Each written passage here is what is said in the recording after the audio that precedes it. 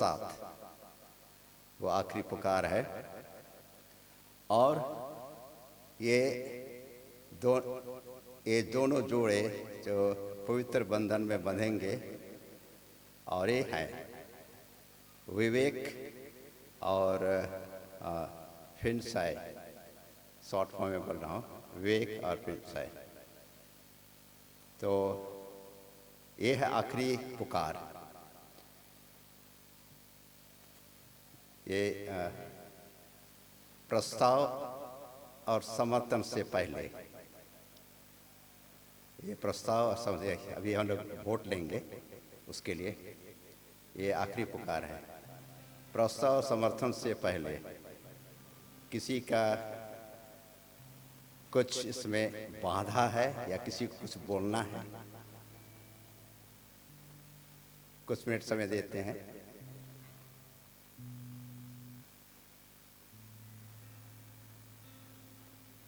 ठीक है, अगर नहीं है कोई नहीं हुआ तो कोई इसके लिए प्रस्ताव करते हैं। प्रस्ताव किया गया, समर्थन भी किया गया। तो अभी हम लोग क्या करेंगे, वोटिंग से अभी हम लोग वोट लेंगे। कोई इसमें सहमत है? सबके सहमत है इसमें? और कोई असहमत? कोई नहीं। तो इस वक्त मैं विवेक को सामने बुलाऊंगा और उसके लिए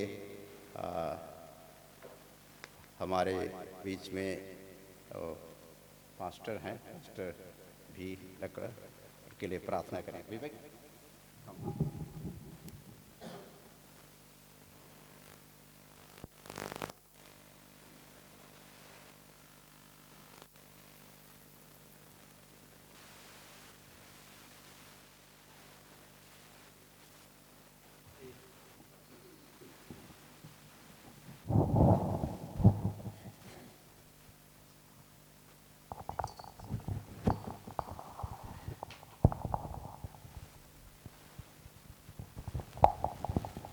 आइए हम सब अपने शीश को झुकाएं और विवेक और फिनसाई के लिए प्रार्थना करें।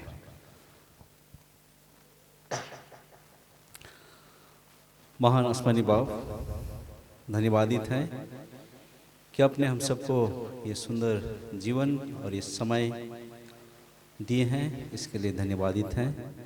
इसमें प्रार्थना करते पिता, विशेष करके कि आपने विवेक को अब तक संभाला और इस योग्य बनाए पिता कि आप एक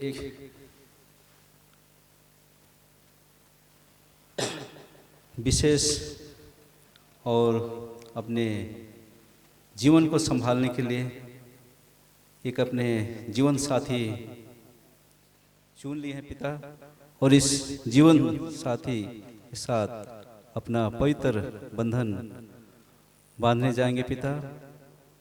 इस पर आपके हम आशीष और अगुवाई चाहते हैं।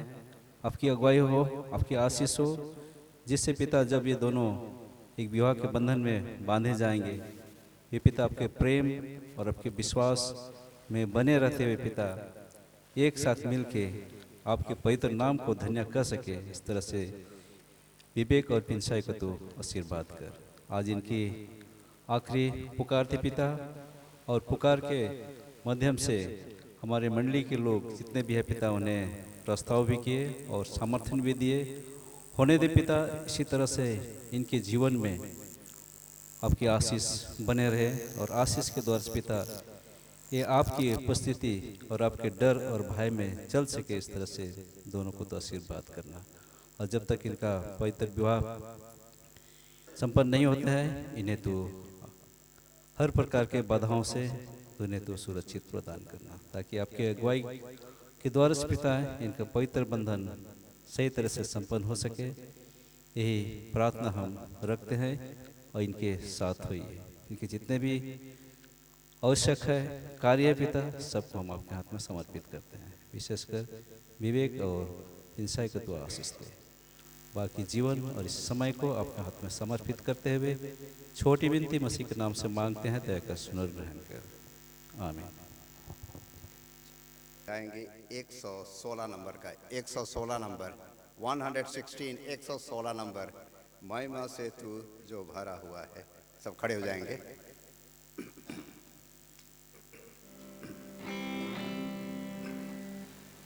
महिमा से तू जो भरा हुआ,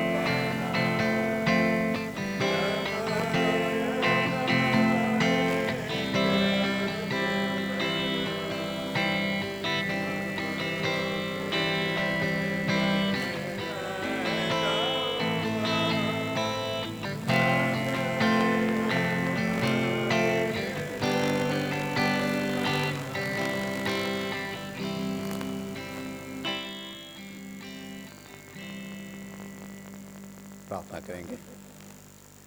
सशक्तिमान दयालु पिता परमेश्वर, आकाश और पृथ्वी का सृजनहार और हम सबों को अपने स्वरूप में बनाने वाला जीवित परमेश्वर, इस वक्त हम इस पवित्र दिन में आपके पवित्र भवन में इकट्ठे होने के लिए आपने हम लोग को मौका दिए।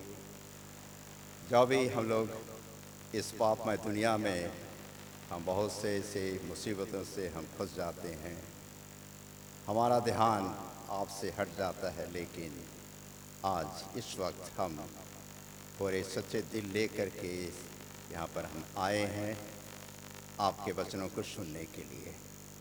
इस वक्त प्रार्थना करते हैं कि आपके दास भाई मिनुस जो आपका वचन को बोलेंगे उनका मुंह हो और हम सबों के अंतःकरण को खोलिए, जिससे कि उस वचनों को सुन करके उसके अनुसार अपने जीवन में हम व्यतीत कर सके, उसके अनुसार हम चल सके।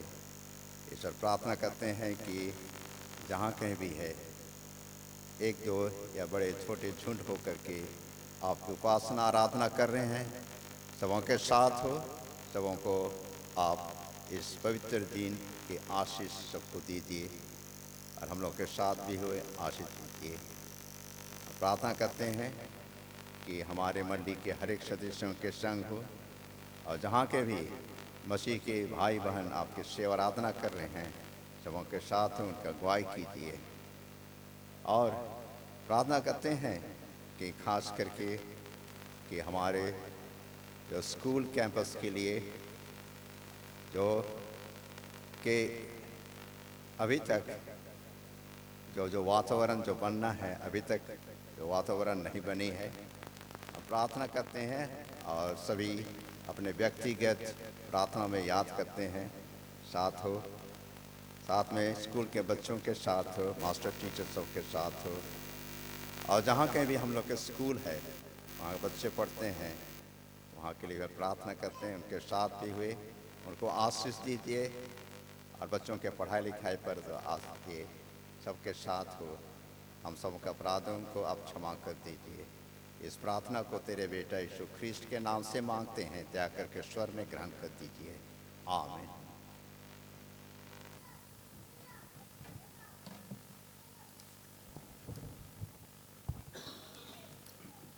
हैप्पी सबत आप सबको। मैं परमेश्वर का धन्यवाद करता हूं और इस भाग्यराम मंडली का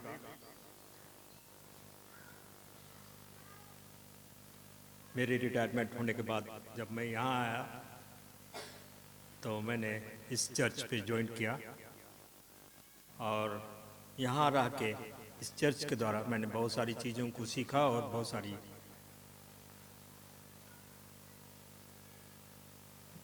जो जिम्मेवारी दी गई है उसके द्वारा मैं बहुत कुछ सीखने को मुझे मौका मिला।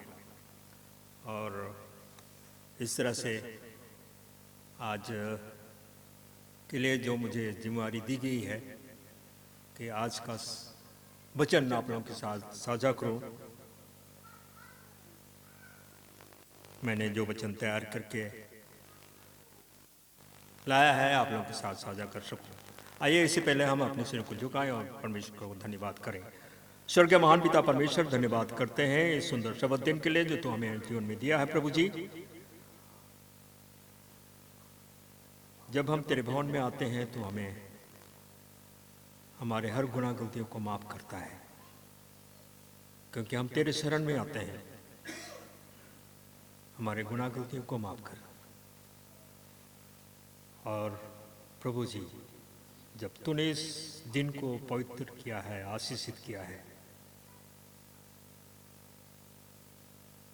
प्रभु जी, हम इसी उम्मीद और आशा के साथ तो हमारे गुनाह गलतियों को माफ करता है, हमें आशीषित करता है, हमें पवित्र करता है कि तू सर्वशक्तिमान परमेश्वर है कि हम तेरी उपासना करें और इस बात को जाने। और जैसा हमने सीखा प्रभु जी, सीखते हुए आ रहे हैं प्रभु जी, कि तू ही परमेश्वर है। जो वचन मैं बोलूं तेरी ओर से बोलूं और ऐसे शब्द ना हो जिसे मैं तुझे रिश्ते दिलाऊं, पर हम आशीषित होकर स्वर्गराज के लिए अपने आप को तैयार कर सकें और इस धरती पे रहते हुए हम तुझ में बने रहकर तेरी महिमा करते हुए जिए चले बढ़े। ये सब कुछ मांगते हैं तेरे बेटे यीशु के नाम में, आमीन। जैसा कि सबत लेसन में हम सीख रहे थे और जैसा यूहन्ना रचित सुसमाचार के जरिए से जो हम सीख रहे हैं कि यीशु कौन है, और आज का लेसन भी बहुत अच्छा था और उसमें हमने जो सीखा हमारे जीवन के लिए विश्वास में बढ़ने की वो ताकत और सामर्थ्य और ज्ञान हमें देता है परमेश्वर।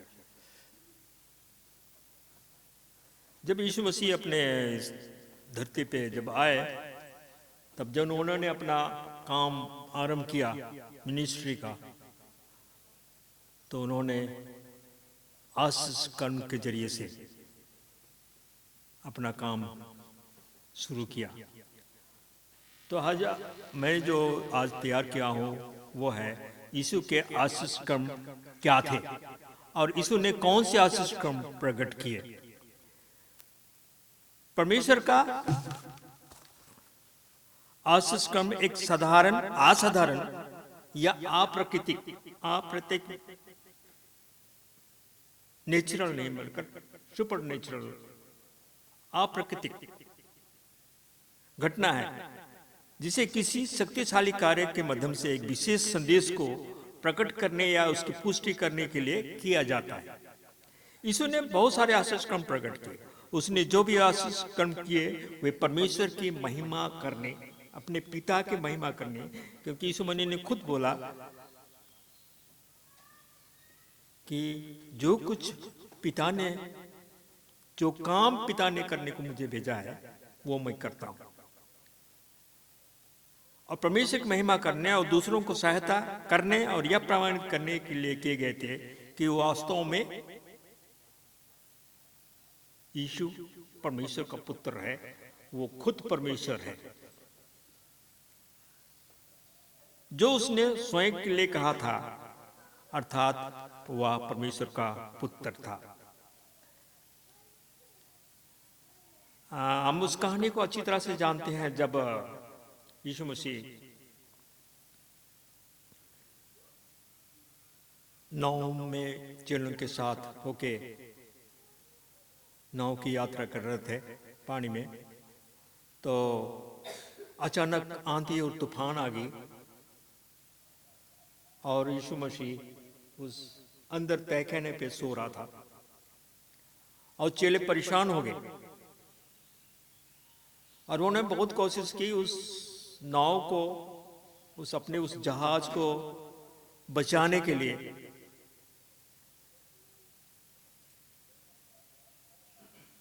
तो वो असमर्थ हो गए, असंभव सा लग रहा था। तब उन्होंने अपने ढूंढने लगे कि यीशु कहाँ है, हमारा गुरु कहाँ है। तब उन्होंने पाया कि वो यीशु मसीह अंदर तय करने पे वो सो रहा था। फिर उन्होंने उसको जगाया। फिर यीशु मसीह जैसे तस्वीर किसी के हमने देखा था कि तस्वीर बनाई हुई है, बड़ा सा नाव है और उसके ऊपर सामने खड़ा हो गया यीशु मसीह।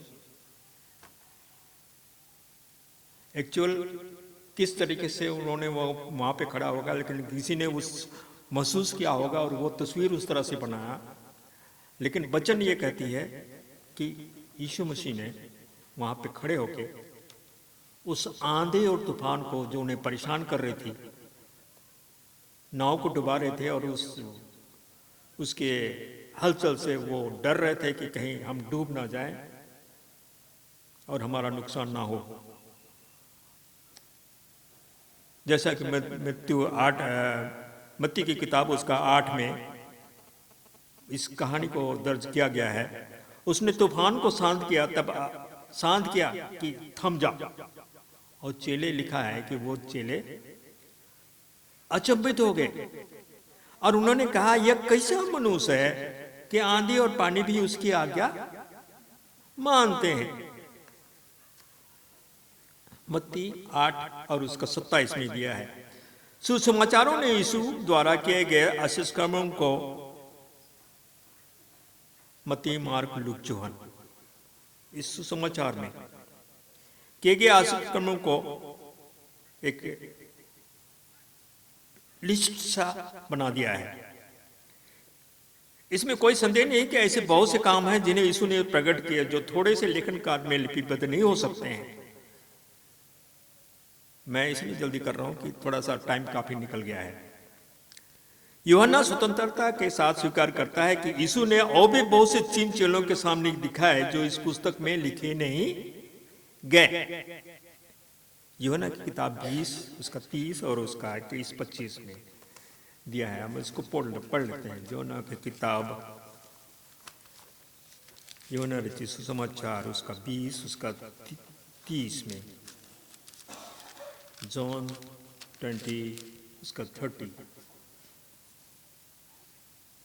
यीशु ने और भी बहुत से चिन्ह चेलों के सामने दिखाए जो इस पुस्तक में लिखे नहीं गए, परंतु ये इसलिए लिखे गए हैं कि तुम विश्वास करो कि यीशु ही परमेश्वर का पुत्र मसीह है और विश्वास करके उसके नाम से जीवन पाओ।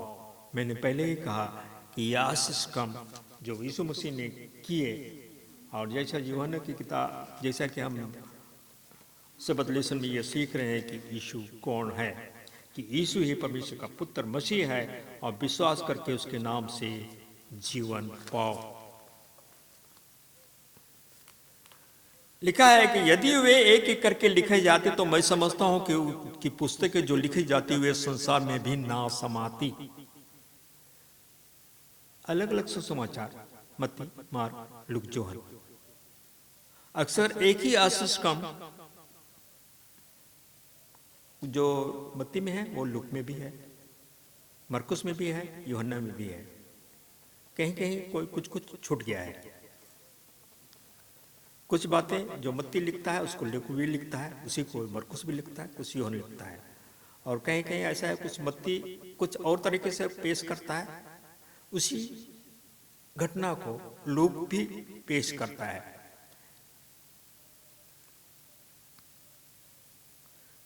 थोड़ी भिन्नता के साथ इसके विवरण को प्रस्तुत करते हैं। कभी कभी यह जानना असंभव हो जाता है कि क्या सुसमाचार में एक लिस्ट जो है, एक विशेष आशीषक्रम, केवल वही एक आशीषक्रम है जिसे विभिन्न पहलुओं के कारण जो लिस्ट किया गया है, लिखा गया है, या कहीं या दो भिन्न आशीषक्रमों के रूप से वो लिखा नहीं गया।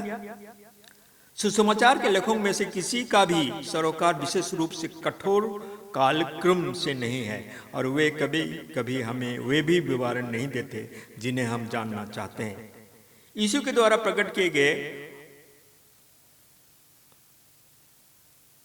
और जो मैं अभी लिस्ट बताऊंगा, किए गए आशीषक्रम को व्यापक श्रेणियों में या निर्धारित करने का प्रयास किए बिना वर्गीकृत किया गया है, और जिन आशीषक्रमों को कई बार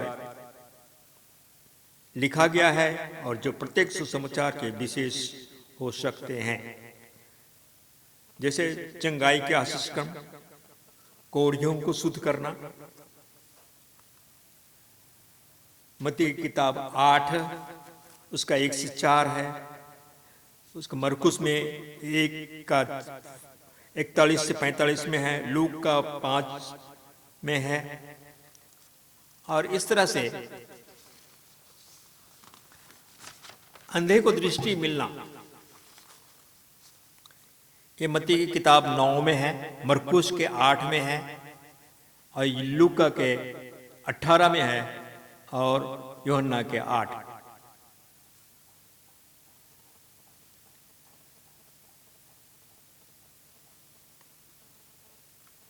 लोग दूर ही से चंगे हो जाते हैं। मत्ती की किताब 8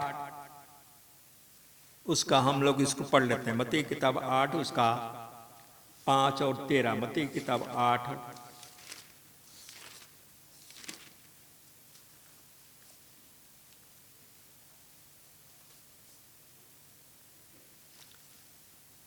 इसमें एक सूबेदार के विश्वास का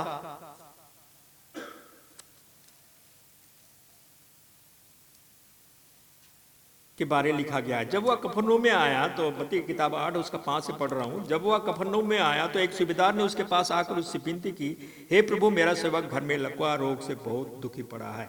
उसने उससे कहा, मैं आकर उसे चंगा करूंगा।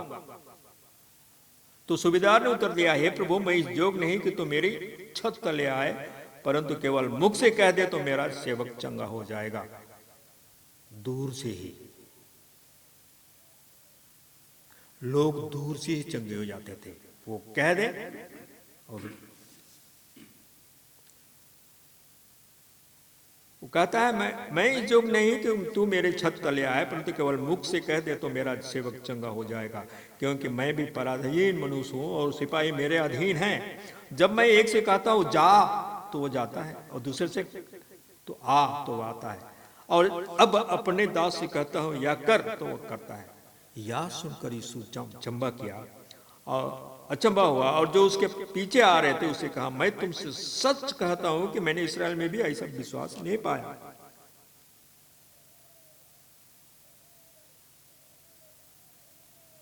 और तब यीशु ने सूबेदार से कहा, जा, जैसा तेरा विश्वास है वैसे ही तेरे लिए हो। और उसका सेवक उसी घड़ी चंगा हो गया। दूर से ही चंगे हो जाते। और इसको लूक भी वर्णन करता है, लूक 7 में और जॉन 4 में।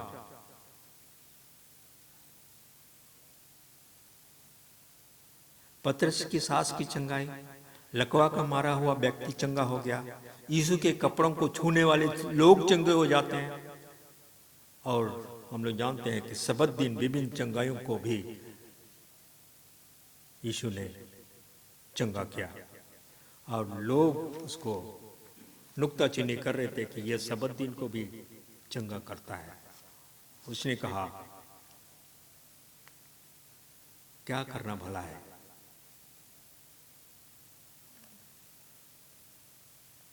बहरे और गूंगों व्यक्तियों को चंगा होना, कटे हुए कान, कौन व्यक्ति था जिसके कटा हुआ कान को चंगा किया? जब यीशु को पकड़ने आए थे तो पतरस, जो जोशीला आदमी था, उसने अपने तलवार निकाली और याजक के कान को काट दिया।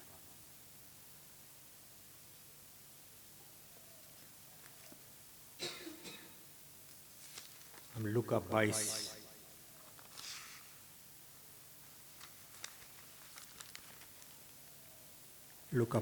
का 47, 47 और 53।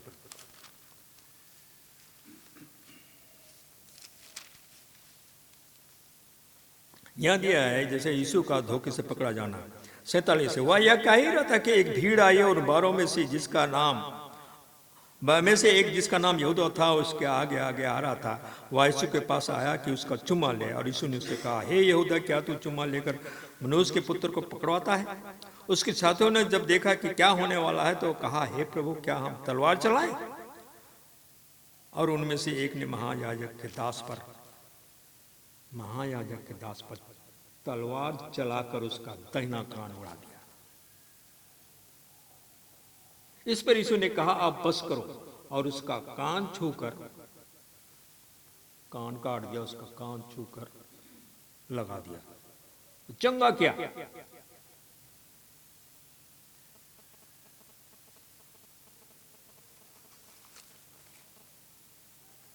कटे हुए कान का चंगा होना, दुष्ट आत्माओं को अब निकाला बाहर करना, उनको शारीरिक बीमारी जो थी उसे चंगा किया।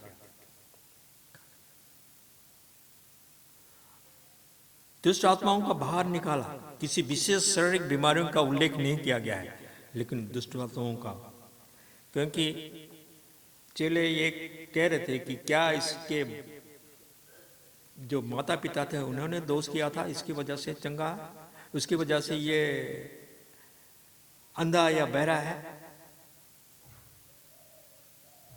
मगर नहीं, ये परमेश्वर की महिमा होनी थी, इसलिए वो इस तरह से वो बीमार है।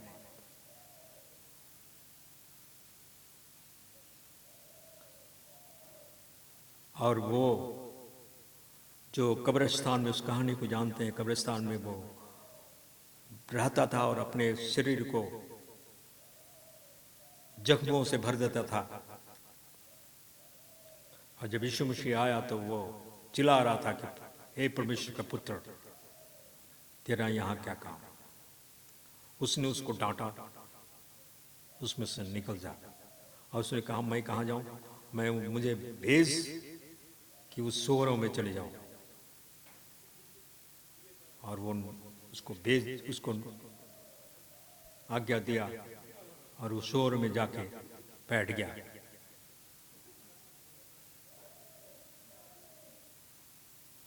दुष्ट आत्माओं को बाहर निकाला, मरे हुओं को जीवित किया।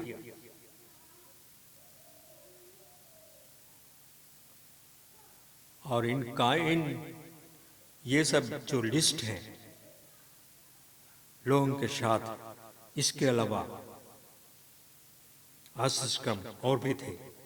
उसने एक बड़ी भीड़ को भोजन खिलाया, 5000 के लोगों को। और उसके बाद हम जानते हैं इस कहानी को, वो भोजन के 12 टुकड़े बचे। इस तरह से वो भोजन बढ़ भी गया। पानी पर चलना, जैसे पतरस जब यीशु मसीह पानी में होकर चल के आ रहा था तो पतरस कहता है, हे यीशु, मुझे आज्ञा दे कि मैं भी आऊं। बोले, आ जाओ। फिर आने लगा, और जब उसकी नजर इधर उधर पड़ी तो डूबने लगा।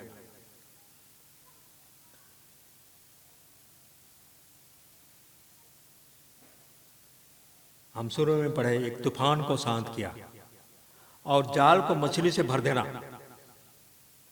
हम लूका की किताब 5 उसका मत्ती मार्क लूक हम इसको पढ़ते हैं। लूक की किताब 5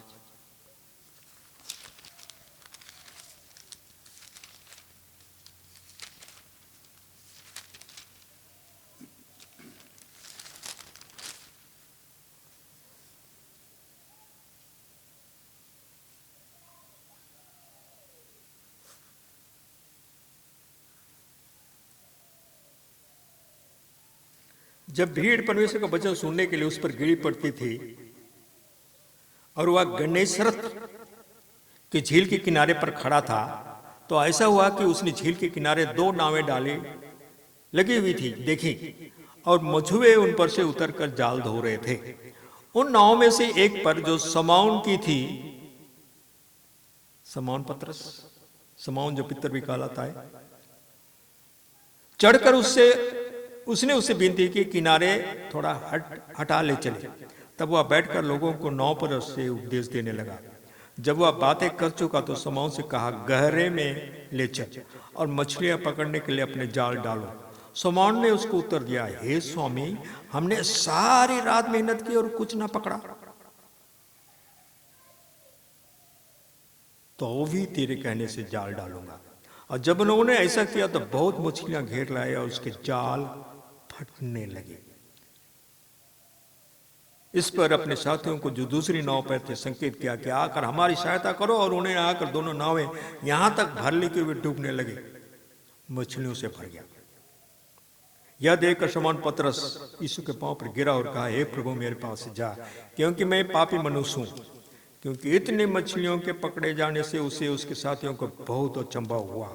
और वैसे ही जब पुत्र याकूब और यूहन्ना भी जो शमौन के सहभागी थे अचंभा हुआ, तब यीशु ने शमौन से कहा, मत डर, अब से तो मनुष्यों को जीवता पकड़ा करेगा। और वे नाव को किनारे पर ले आए और सब कुछ छोड़कर उसके पीछे हो लिए। और एक मजेदार कहानी, मत्ती की किताब 17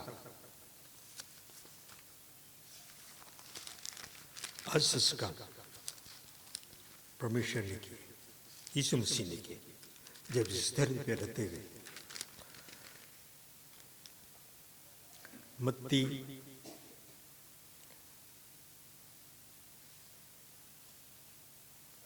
17 उसका 24 से यहां दिया है, जब वे कफरनहूम पहुंचे तो मंदिर का कर टैक्स लेने वालों ने पतरस के पास आकर पूछा, क्या तुम्हारा गुरु मंदिर का कर नहीं देता है? उसने कहा, हां देता है। जब वह घर में आया तो उसने उसके पूछने से पहले उससे कहा, हे शमौन, तू क्या सोचता है? पृथ्वी के राजा महसूल या कर किनसे लेते हैं? अपने पुत्रों से या परायों से? पतरस ने उससे कहा, परायों से। यीशु ने उससे कहा, तो पुत्र बच गए, तो भी इसलिए कि हम उन्हें ठोकर ना खिलाएं, तो झील के किनारे जाकर बंसी डाल और जो मछली पहले निकले उसे ले जा और उसका मुंह खोलना, और उसमें क्या मिलेगा? सिक्का मिलेगा। और उसी को लेकर मेरे और अपने बदले उन्हें वो टैक्स दे देना। अचंभा, आशीष कम, वो सर्वशक्तिमान है, वही यीशु मसीह है, वही परमेश्वर का पुत्र है। और हम कफरनहूम में, काना नगर में, हम उस कहानी को अच्छी तरह से जानते हैं। उसने दाखरस बनाया, शादी का में बांटने के लिए जो जूस, दाख का जो रस था, वो तैयार था और वो बांटते बांटते कम होने लगा। तो जब कम होने लगा तो वो उसमें कम हो रहा है तो थोड़ा सा और मिक्स कर दो, तो वो फीका पड़ने लगा। तो यीशु की माँ जो मरियम थी उसको पता लगा कि शादी में वो जो दाखरस है ना वो कम हो रहा है। यीशु बोला रुक जा, अभी मेरे पास टाइम नहीं आया है। और उसके बाद हम कहानी को जानते हैं, उसने चेलों से मटके को भरवाया और उसका बोला कि इसका जो सैंपल जो है, इसका जो बांटने वाले का जो मैनेजर है उसको दो। जब उसने चखा तो अरे वाह, वो तो ताजा टटका जो पहले से भी अच्छा था।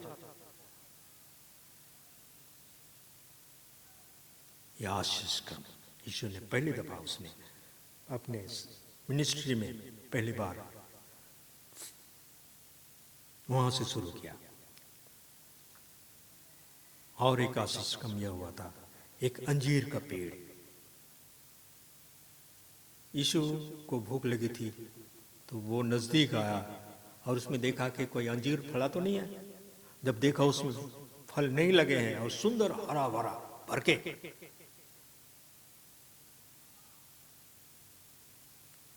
जब उसमें फल नहीं मिले तो यीशु ने शाप दे दिया। और वो जब दूसरे दिन चेलों ने देखा तो वो मर गया था। हमारी कलिशा हरा भरा विशाल का है, सुंदर देखने में,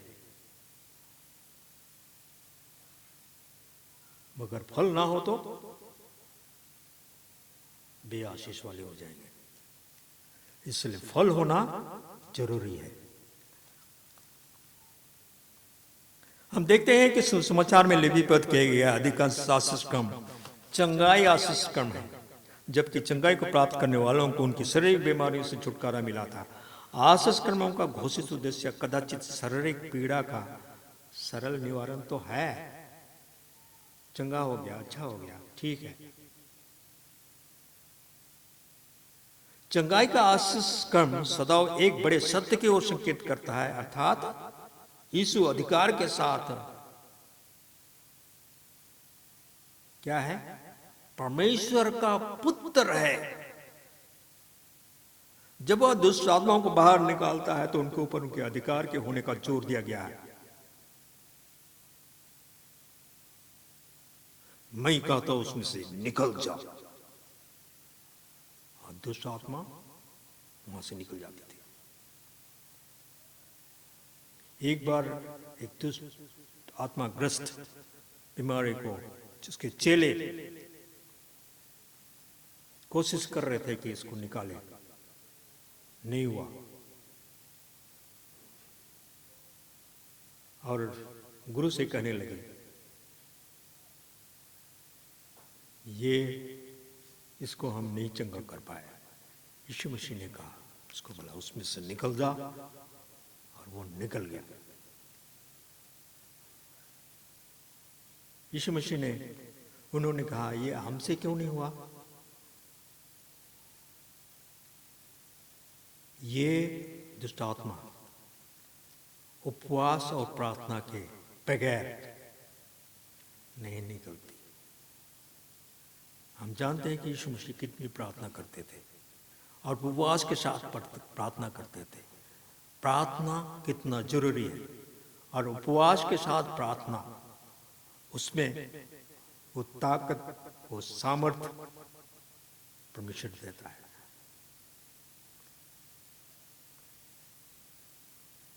सबत, जब वह सबत के दिन चंगा करता है तो सबत के दिन के प्रभु के रूप में उसका अधिकार होने पर जोर दिया गया है। इसी तरह प्रकृति के ऊपर किए गए कार्य आशीष कर्म उसके ऊपर यीशु के होने का पर जोर देते हैं। यीशु के आशीष कर्मों का ध्यान करने के लिए समाचार के माध्यम से इसका पठन करना और प्रत्येक कार्यक्रम की एक सूची बनाने और प्रदान किए गए स्पष्टीकरण की तुलना में और कोई उत्तम तरह का नहीं है। जैसा कि मैंने अभी वर्णन किया, हम यीशु को पानी से दक्षिण बनाते हुए पढ़ते हैं। इस आशीष क्रम में मेजबान की होने वाली संभावित शर्मिंदगी को कम कर दिया गया और उससे उसकी माँ भी आनंदित हुई, मरियम, जिससे उससे हमें सम्मिलित होने के लिए कहा। परंतु इसका 11 में है, यीशु ने गलील में काना में अपना यह पहला चिन्ह दिखाकर अपनी महिमा प्रकट की और उसके चेलों ने उस पर विश्वास किया। कई बार एक आशीष क्रम का उद्देश्य सीधा ही दिया गया है। उसने कभी भी किसी दिखावे मात्र के लिए आशीष क्रम को प्रकट नहीं किया। यूहन्ना ने विशेष रूप से इस बात पर जोर देने के लिए यीशु के आशीष क्रम को चिन्ह के रूप में उदित किया।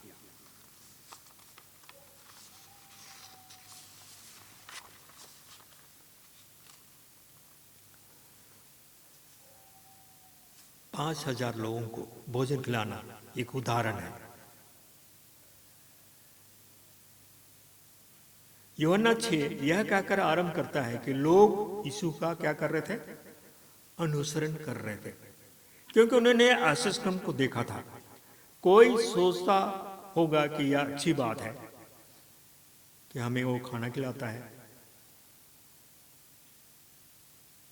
5 रोटियां और 2 मछलियों से 5,000 से अधिक पुरुषों और स्त्रियों को और बच्चों को, पुरुषों की गिनती 5,000 थी, उसके अलावा उसके साथ स्त्रियां थी, उनके बच्चे थे, माने डबल और करीबन 2.5 गुना होंगे करीबन, जहां तक अनुमान।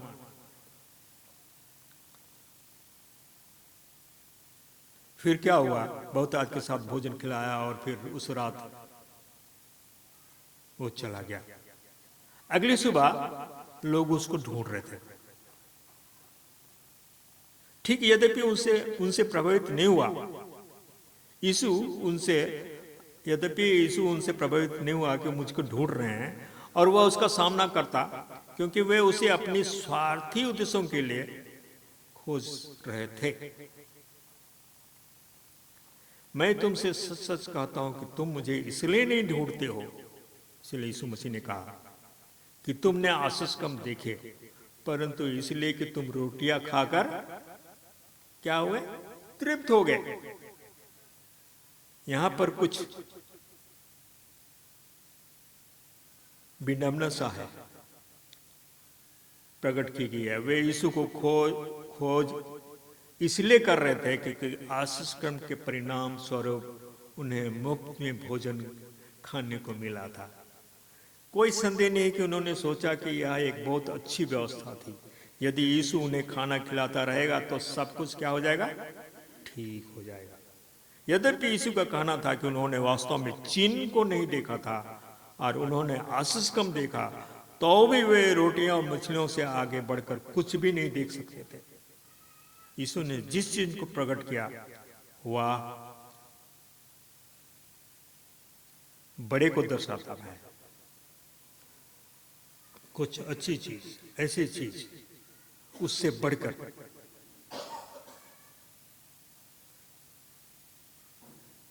यद्यपि एक बड़ी भीड़ ने आशीष क्रम को देखा और उसमें भाग लिया, परंतु उन्होंने उस बात को खो दिया जिसकी ओर यीशु, जो जीवन की रोटी है, संकेत कर रहा था। हम लिसनिंग स्टडी में पढ़ रहे थे, वो जीवन की रोटी है, वो द्वार है, वो मार्ग, सत्य और जीवन है, वो यीशु है, वो यीशु प्रभु है।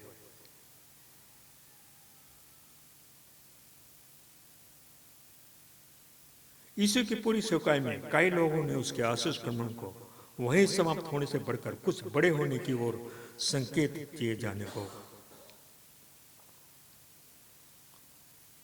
कईयों ने देखा और कईयों ने नहीं देखा। आज हम क्या देखते हैं? आज हम वचन पढ़ते हैं, वचन हमारे सामने है, उसके आशीष कर्मों की घटना को पढ़ते हैं और सुनते हैं, सुनाया भी जाता है, और वो मार्ग है, वो सत्य है, वो जीवन है। बहन कह रही थी, ये मार्ग और सत्य और जीवन कहने में कितनी साहसी है, लेकिन अगर हम उसकी गहराइयों में जाएं,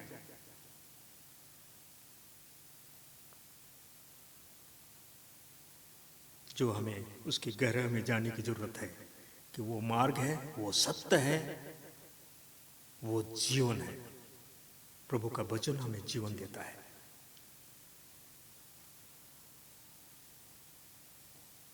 और हम एडवेंटिस्ट होने के से हम हर उस चीज को,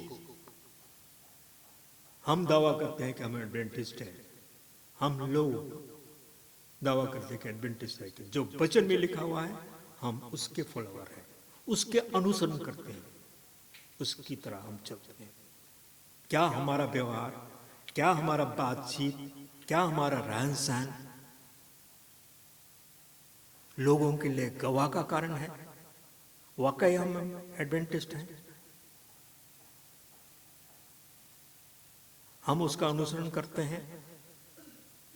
लोगों के सामने हम क्या दिखाते हैं? हमारे जीवन को, हमें लोग वचन नहीं पढ़ते, लोग बाहर के लोग वचन नहीं सुनते, हम सुनते हैं, लेकिन लोग हमें देखते हैं।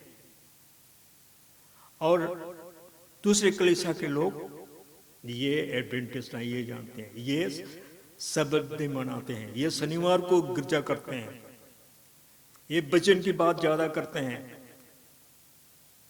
उसके अलावा वचन से ज्यादा और कुछ भी करते हैं। ऐसी बात है। हम परमेश्वर के गवाह हैं। यीशु मसीह परमेश्वर का पुत्र है और यही हमारी गवाही है। और आज का वचन हमें ये सिखाता है, और ये लेसन हम जो सीखते हैं कि यीशु कौन है, वो परमेश्वर का पुत्र है, वो मार्ग है, वो सत्य है, वो जीवन है। हम उसमें बने रहें। परमेश्वर हमारी सहायता करे। आमीन।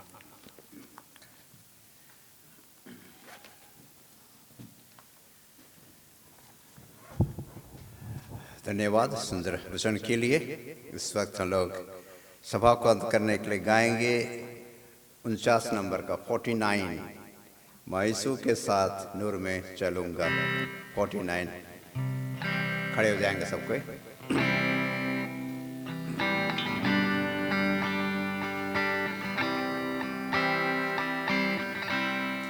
मैं यीशु के साथ नूर में चलूंगा, दिन रात उसके पीछे मैं चलूंगा, पीछे चलूंगा, फतह पाऊंगा, यीशु मेरा मुझे सरूं, चलते चलते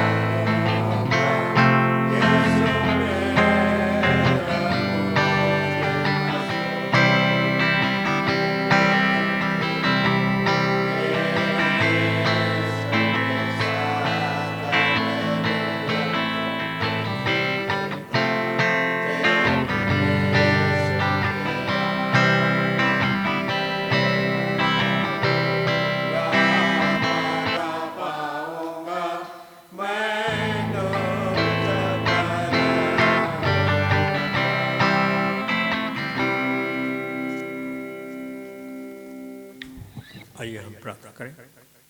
स्वर्गीय महान पिता परमेश्वर, धन्यवाद प्रभु जी, धन्यवाद आज के दिन के लिए, आज के शुभ दिन के लिए, आज के वचन के लिए। हम पापी मनुष्य हैं, हम चूक जाते हैं, जाने अनजाने तेरी दृष्टि में गुनाह करते हैं। हम सोचते तो हैं कि हम तेरी मर्जी और इच्छा के अनुसार चलें, पर हम कमजोर हैं और इस तरह से हम जैसा चलना चाहिए हम चूक जाते हैं, हमसे गुनाह हो जाती है। प्रभु जी हमारे गुनाह गलतियों को माफ कर और हमें संभाले रख अपनी आत्मा के जरिए से। हमें सामर्थ्य में बुद्धि दे, हमें ज्ञान दे, हमें समझ दे कि हम तुझमें बने रहें। होने दे प्रभु जी, हम तेरे नूर में चलते रहें, तुझमें बने रहें, तुझे थामे रहें और तू ही हमें चला और हमें संभाले रख कि हम तेरे भवन में जब तू आएगा प्रभु जी तेरे राज में पाए जाए। ऐसे अनुभव तू दान कर, हमारे हर बिगड़े काम को तो सुधार दे। कलीसिया के तमाम अगुओं को तेरे हाथ में सौंप देते हैं, तमाम मेंबरों के साथ हो सुबुद्धि ज्ञान और समझ दे कि सुचारू रूप से कलीसिया को चलाएं और तेरे भेड़े तुझमें बने रहें और हम सब तुझमें बने रहते हुए और सारी भेड़ों को भी जो भटके हुए हैं तेरे राज में ला सके। ऐसे अनुग्रह प्रदान कर। हर एक के कमियों त्रुटियों को तो जानता है, हर एक के गुनाह गलती को माफ कर, हर प्रकार के रोग धोख बीमारी से छुटकारा हो, तंदुरुस्ती दान कर और जीवन के जो कुछ भी कार्यक्रम है, प्रोग्राम है, प्लान है, उस पर तेरी आशीष और कृपा हो।